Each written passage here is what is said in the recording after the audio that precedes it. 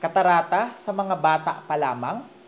Panoorin mo ang video na ito hanggang sa uli. Hi mga idol, ako si Doc Doms. And welcome back to my channel. Para sa mga bago lang sa channel ko, I'm a board-certified ophthalmologist and a retina specialist here in the Philippines. So if you want medical and eye contents, please don't forget to hit that subscribe button and turn on that notification bell for more videos like this. Pero, disclaimer lang po, ang mga videos na ginagawa ko ay hindi para mag-diagnose ng mga iba't ibang sakit nyo sa mata dahil mahirap mag-diagnose sa ganitong platform. Bagkos ito ay para mas maintindihan nyo yung mga iba't ibang sakit sa mata na na-diagnose na po sa inyo. Ang pagpapacheck up sa inyong ophthalmologist ay ine-encourage. And for today's video, pag-usapan naman natin yung tinatawag na early onset cataract or yung mga katarata na nakikita sa mga bata pa lamang. Tara, let's discuss. Ang alam ng marami ay ang katarata ay isang sakit sa mata na makikita sa mga matatanda lamang. Pero alam nyo ba na kahit bata pa lamang at mga young adults ay pwede rin magkaroon nito? Actually, parami yung mga kabataang nagkakaroon ng sakit na ito. Bakit kaya? Paano ito nangyayari at paano ito maiiwasan? Hindi ko na i-discuss dito ng detalyado kung ano nga ba ang sakit na katarata. Dahil may mga videos na akong nagawa para mas maintindihan nyo at na-explain ko doon ng mas komprehensibo ang sakit na katarata na pwede nyo nang panoorin. Pero sa madaling salita, ang katarata ay yung pagmumuti or pag-uulap nung natural na lente sa loob ng ating mga mata na dapat ay klaro para makakita tayo ng malinaw, na pwedeng mag-lead naman sa paglabo ng paningin and eventually ay pagkabulag. Karaniwan itong nakikita sa mga nagkakaedad na. Ito ay parte ng normal na proseso ng pagtanda at lahat tayo ay magkakaroon nito, usually magsisimula sa mga 50 to 60 years old pataas. Pero ngayon, meron ng mas mga bata pa sa 50 anyos na nagkakaroon ng maagang katarata. Ang katarata ay pwedeng mag-cause ng paglabo ng paningin or yung parang may ulap or usok na nakaharang sa iyong paningin. Pwede rin mag-cause ng madaling pagkasilaw, hirap na pagbasa kahit na merong ilaw, at panlalabo ng kulay or yung parang wash out na yung color na nakikita. Pero bakit nga ba dumadami ang kaso ng mga nagkakaroon ng katarata sa mas bata pa ang edad? Una ay ang labis na exposure sa ultraviolet rays ng araw. Alam nyo ba na sa mas batang edad, ang pinakapangunahing cause ng maagang katarata ay ang exposure sa sunlight. Dahil ang sikat ng araw, tulad ng epekto nito sa ating mga balat, ay nagkukos ng mabilis na pagtanda ng mga lente ng ating mga mata. Kung mahilig ka magbabad sa init ng araw nang walang proteksyon, ay mas tumataas ang tsansa na magkaroon ka ng mas maagang katarata. So, ano ba ang dapat gawin? Dapat ay magsuot kayo ng sunglasses na may 100% UV protection para maprotektahan ang ating mga mata mula sa sinag ng araw. Pwede rin kayong gumamit ng mga malalaking sombrero o di kaya payong para maprotektahan ang inyong mga mata na hindi ito ma-expose ng masyadong matagal sa init ng araw. At syempre, hanggat maaari ay iwasan nyo ng mabilad or ma-expose sa ilalim ng araw o di kaya ay titigan ito ng diretso. Nang sa ganon ay mapapababa ang chance na magkaroon kayo ng maagang katarata. Nagawan ko na rin ng video ang iba pang pwedeng maging masamang epekto ng sikat ng araw sa ating mga mata. Number 2 ay ang paninigarilyo at polusyon. Ang sigarilyo kasi ay naglalaman ng mga free radicals na pwedeng mag-cause ng oxidative damage sa lente ng ating mga mata, na pwede naman mag-cause ng mas maagang katarata. Ang polusyon naman sa hangin ay nagtataglay ng nitrogen dioxide na maaari ding mag-cause ng oxidative stress sa lente ng ating mga mata at mag-lead sa cataract formation.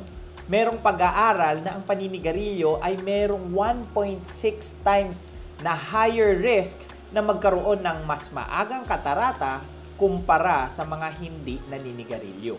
Kaya nga nakikita niya sa mga packaging ng mga sigarilyo ay isa ang katarata sa mga pictures na pwede nyong makita dahil isa ito sa mga pwedeng epekto ng paninigarilyo. Kaya kung ikaw ay naninigarilyo ay mas mainam na itigil mo na ito at iwasan na ma-expose sa mga second-hand smoking o di kaya sa polusyon na pwedeng makaapekto sa ating mga mata. Meron na rin ako nagawang video about sa iba pang pwedeng maging masamang epekto ng paninigarilyo sa ating mga mata. Number 3 ay ang mataas na sugar level sa dugo, lalo na kung hindi ito nakokontrol. Kung ikaw ay may diabetes, ay mas mataas ang tsansa na magkaroon ka ng mas maagang katarata. Ang sobra kasing asukal sa dugo ay pwedeng magpunta sa lente ng ating mga mata at maipon ito dito at mag-lead sa pagka-damage at pagkakaroon ng katarata.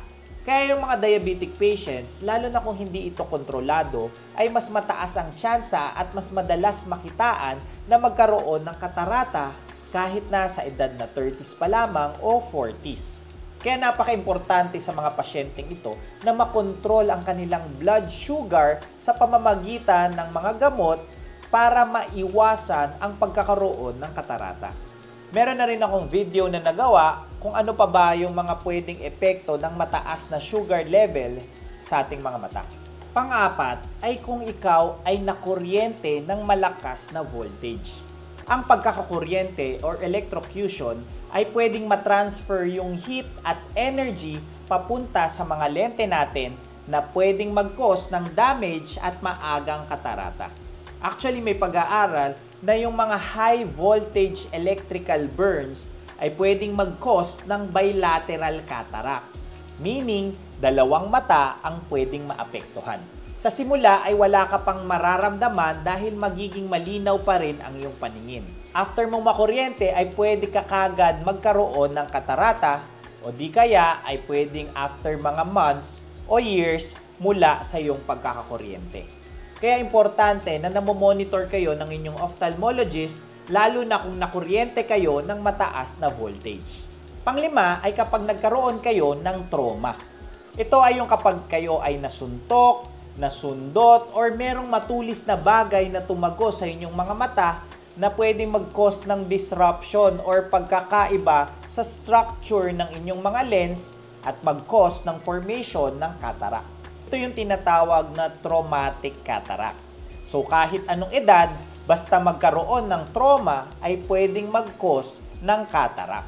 Kaya hanggat maaari, lalo na sa inyong mga trabaho na kung saan mataas ang chance na matamaan ang mata, ay magsuot kayo ng mga proper equipment na pwedeng maprotektahan ang inyong mga mata na ito ay matamaan. And lastly, ay yung pag-take ng gamot na steroids. Ang madalas na paggamit ng steroids para sa mga systemic na problema na nangangailangan nito at yung pagse-self-medicate at maling paggamit ng gamot na steroids ay pwedeng mag-lead sa mas maagang katarata. Ang steroids kasi ay pwedeng mag-cause ng pag-build up ng mga proteins sa ating mga lente na pwedeng mag-cause ng pamumuti or pag-uulap nito. Ang mga pwedeng mag-cause nito ay yung kapag gumagamit kayo ng steroids ng pangmatagalan, iniinom man ito, nilalanghap, ini-inject, or even pinapatak sa mata. Ang steroids ay isang anti-inflammatory na importante rin sa ibang sakit sa ating mga katawan. Pero dapat ay hindi kayo nagse-self-medicate at kung hindi maiwasan na kailangan itong gamitin, ay dapat na monitor kayo ng inyong mga ophthalmologist lalo na kung matagal nyo itong gagamitin. Nang sa ganon ay namomonitor ang estado ng lente ng inyong mga mata para nakikita kung nagkakaroon na ng pagbuo ng katarata. May video na rin ako about steroid at yung mga pwedeng masamang epekto nito sa ating mga mata. Tumataas na ang dami ng mga nagkakaroon ng katarata sa mga kabataan at unfortunately ay wala pang gamot dito na iniinom or pinapatak na pwedeng magpawala or pumigil sa formation ng cataract. Pero kahit ito ay pwedeng makabulag, ay pwede naman itong magawa ng paraan sa pamamagitan ng operasyon na tinatawag na cataract surgery na kung saan tatanggalin yung namuting lente at papalitan ito ng artificial na lente.